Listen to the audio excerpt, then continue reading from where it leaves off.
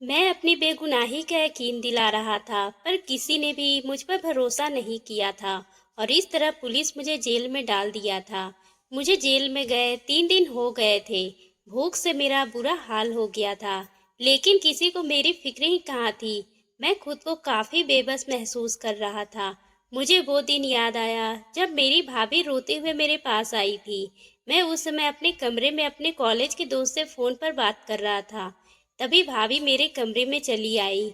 उन्हें देखकर मैंने फौरन अपने दोस्त का फोन काट दिया और भाभी से कहा, भाभी आपको कुछ काम था क्या?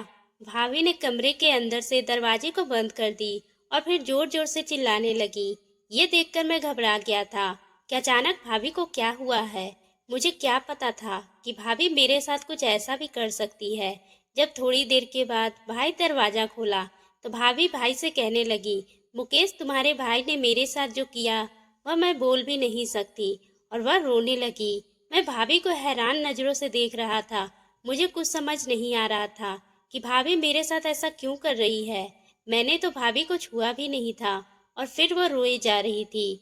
मेरे भाई ने मेरे पास आकर जोरदार तमाचा मार दिया और फिर मुझसे कहने लगे, तुम्हें शर्म नहीं आती? भाभी को गंदे नजर से देखते हुए मैंने भाई से कहा, भाई आप मुझ पे विश्वास करें, मैं तो सिर्फ इतना ही पूछा था कि भाभी आपको कुछ चाहिए तो। भाभी चिल्लाने लगी, मुझे तो कुछ भी नहीं पता कि भाभी को क्या हुआ है। पर उस समय भाई बहुत ही गुस्से में थे। वह मेरी बात को बीच में काटते हुए कहने लगे, तुम आवारा लड़के के साथ इतने रहते हो, इसलिए तुम बहुत ही बिगड़ गए हो। तुम ऐसे नहीं सुधरोगे। आज तुम्हें पुलिस के हवाले करवाता हूँ ताकि तुम घर में रह रहे औरतों पर बुरी नजर ना डाल सको। यह सुनकर मेरे होश उड़ गए। भाई से मुझे ऐसी उम्मीद बिल्कुल भी नहीं थी। मैं तो अपने भाई को बहुत ही प्यार करता था। माँ बाप के गुजर जाने के बाद भाई ने मुझे पढ़ाया लिखाया और जब भाभी शादी कर हमारे घर पर आई तो भाभी का सारा जिम्मेदारी उठा ली थी। उस समय हम देवर भाभी का रिश्ता बहुत ही अच्छा चल रहा था। तभी अचानक एक दिन भाभी की बहन मेरे घर आई थी और वह मुझे बहुत ही अजीब नज़रों से देखती थी। पर मैं अपने पढ़ाई की वजह से ज़्यादातर कमरे में ही रहता था। वह बहाने से मेरे कमरे में चली आती और पूछती, आपके लिए चाय बना दूं? पर मैं उसे मना कर देता क्योंकि मैं नहीं चाहता था कि भाभी के बहन रश्मि मेरे पास आए। एक दिन जब भाभी और भाई दोनों शॉपिंग पर गए थे तो रश्मि घर पर ही थी। मैं अपने कमरे में पढ़ाई कर रहा था।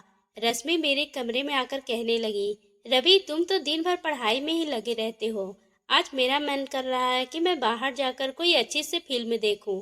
क्या तुम मुझे लेकर चलोगे? मैंने उससे कहा, रश्मि मुझे फिल्म देखने का मन नहीं, तुम भाभी के साथ चली जाओ, मैं किसी और दिन चलूंगा। ये सुनकर वो गुस्से में मेरे कमरे से बाहर चली गई और मैं अपनी पढ़ाई में लग गया। अगले दिन मुझे पता चला कि रश्मि अब अपने घर जाने वाली है। मैं बहुत ही खुश हो गया था क्योंकि मैं रश्मि के बर्ताव से बहुत ही परेशान था। वह हर समय मुझे परेशान करने में लगी रहती और मैं ना चाहती हुए भी उससे जान छुड़ाना चाहता था। उसकी वजह से मैं घर भी सिर्फ रात के समय ही आता था और आकर अपने रूम में सो जाता। उसके जाने की जितनी खुशी मुझे थी उतना ही दुख भाभी को हो रही थी, क्योंकि उनकी वह अपनी बहन से बहुत ही प्यार करती थी और वह चाहती थी कि वह हमेशा उसके पास रहे।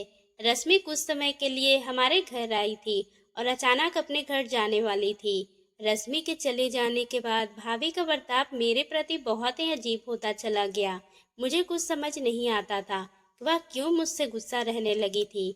और अचानक एक दिन भाभी मेरे कमरे में आई और मुझ पे झूठा इल्जाम लगाने लगी और भाई भी मुझ पे यकीन नहीं कर रहे थे। आज वो दिन आ गया था जब भाई मुझे भाभी के झूठे इल्जाम में आज जेल तक भेजने के लिए तैयार हो गए थे।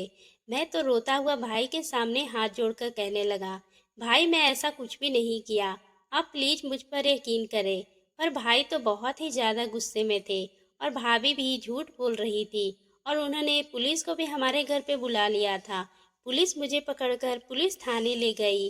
मैं वहाँ बहुत ही रो रहा था, लेकिन मुझ पे किसी ने विश्वास नहीं किया और मुझे जेल में बंद कर दिया गया। दिन इसी तरह से गुजर रहे थे और मैं अपने भाई से मिलना चाहता था, क्योंकि जिस तरह भाभी ने झूठ बोलकर मेरे भाई को मेरे खिलाफ किया था, मैं ये सच्चाई खुद भाभी से पूछना चाहता था।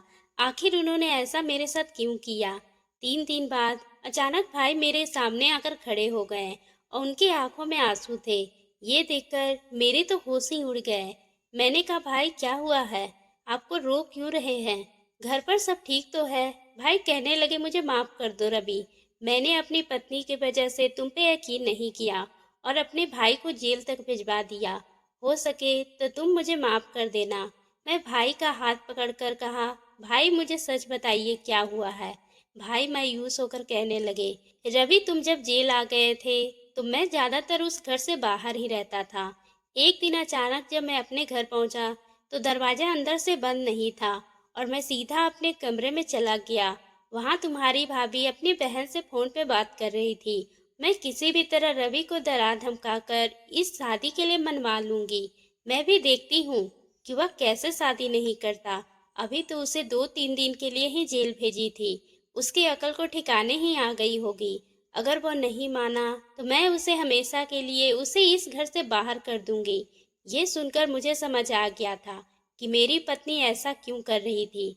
मैंने उसे फोन छीनकर उसे जोरदार तमाचा मारा और फिर पूछा, पायल तुमने मेरे भाई के साथ ऐसा क्यों किया? वह तो तुमसे इतना प्यार करता था, तुम्हें इतना इज्जत करता था, फिर भी तुमने झूठा इल्जाम लगाकर मेरे भाई को गलत बना दिया। तुमने ऐसा क्यों किया? मुझे सारी सच्चाई बता दो, नहीं तो मैं तुम्हें इस घर से निकाल दूंगा। तुम्हारी भाभी डर गई थी और उसने बताया वह अपनी बहन से तुम्हारी शादी करवाना चाहती थी, पर तुम ही नहीं माने थे। इसलिए तुम्हारी भाभी ने अपनी बहन के साथ मिलकर प्लान बनाया कि तुम्हें जबरदस्ती करने के इल्जाम में तुम्हें इस शादी के लिए मजबूर करेगी, पर तुम भी नहीं माने। रवि, अगर तुम एक बार मुझे बता देते कि तुम्हारी भाभी और साली मिलकर तुम्हें इतना परेशान कर रही है तो मैं तुम पर शक कभी नहीं करता। ये कहकर वो चुप हो गए। मैं बड़े भाई की आंखों में आंसू देखकर मुझे रहा नहीं गया। मैं उनके आंसू पोंछते हुए कहा, भैया आप रो मत। मुझे भी नहीं पता था कि भाभी मुझे इस तरह बदनाम करेगी, पर मैं रश्मि से शादी नहीं करना चाहता क्योंकि मुझे पता चल गया था कि रश्मि किसी और की बच्चे की मां बनने वाली है और उसका जिस व्यक्ति के साथ रिश्ता था वह उसे छोड़कर भाग गया था। पर रश्मि शुरुआती महीने में हमारे घर पे चली आई थी और ये बातें अपनी बहन को जब उसने बताई तो भाभी और रश्मि ने मिलकर मुझे रश्मि के करीब लाने की बहुत ही कोशिश की। पर मैं पढ़ लिखकर नौकरी करना चाहता था, मैं अभी शादी करना भी नहीं चाहता था, पर भाभी समझने को तैयार ही नहीं थी और वह जबरदस्ती मुझे रश्मि के करीब लाने की कोशिश कर रही थी। इसलिए मैं ज्यादातर घर से बाहर ही रहता था। पर मुझे क्या पता था कि भाभी मेरे साथ ऐसा भी कर सकती है।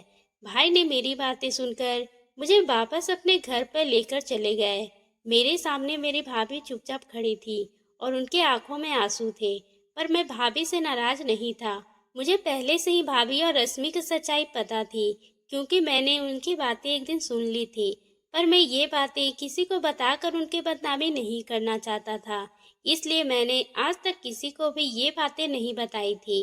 भाभी मेरे सामने आई और मेरे पैरों में गिरकर रोने लगी। मैंने भाभी को उठाकर कहा, भाभी आपको माफ़ी मांगने की ज़रूरत नहीं है।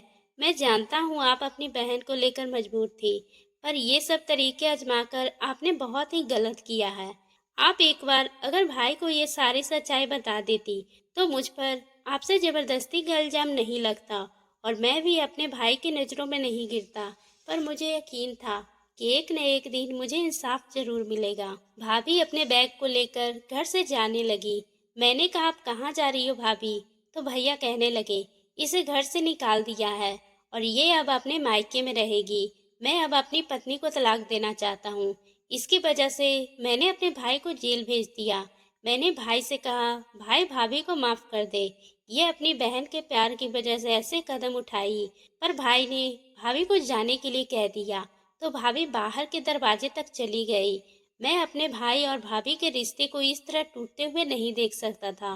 पर भाई ने गुस्से में भाभी के दरवाजे से बाहर जाने के बाद दरवाजा बंद कर दिया। मैं बहुत भाई को समझाया पर भाभी को कमरे में आने नहीं दिए और वे बहुत ही ज्यादा गुस्से में थे और मुझे भी डांट दिए। कहने लगे, रवि हम दोनों पति पत्नी के बीच तुम ना ही बोलो तो अच्छा होगा, इसके यही सजा है। और फिर मैं अपने कमरे में चला गया। कुछ दिन के बाद तलाक के पेपर भाई ने बनवा लिए थे। ये देखकर मेरे तो होश ही उड़ गए क्योंकि मैं नहीं चाहता था कि भाई और भाभी अलग हो। मैंने भाई से कहा, भाई आप भाभी को सजा पहले ही दे चुके हैं, इसे घर से निकाल कर, पर इस रिश्ते को खत्म ना करें, क्योंकि उनके माँ बाप भी बहुत ही परेशान होंगे। पहले ही एक बहन ऐसे कदम उठा चुकी है और एक शादीशुदा बेटी उनके घर पे रह रही है। आप मेरी माने तो आप जाकर भाभी को उनके घर से विदा कर ले आए। ये सुनकर भाई का गुस्सा ठंडा हो गया था। उन्होंने मेरी बात मान ली और फिर भाभी को वापस हमारे घर ले आए। भाभी घर आते ही मेरे सामने हाथ जोड़ते हुए कहने लगी, रवि मुझे एक बार फिर माफ कर देना। आज के बाद तुम्हारी भाभी तुमसे वादा करती है कि कभी भी तुम्हें अपनी माँ की कमी महसूस होने नहीं देगी। और उस दिन के बाद से भाभी भी बिल्कुल माँ जैसा मेरा ख्याल रखने लगी थी। मैं भी उन दिनों को भूल जाना चाहता था और एक नई जिंदगी की शुरुआत कर अपने पढ़ाई में मन लगा लिया और एक अच्छी नौकरी पाने का ख्वाब देखने लगा। तो दोस्तों, आपको ये कहानी कैसी लगी? अगर पसंद आई हो तो आप मेरे चैनल को सब्सक्राइब करना ना भूलें और बेल आइकन को भी प्रेस कर लें।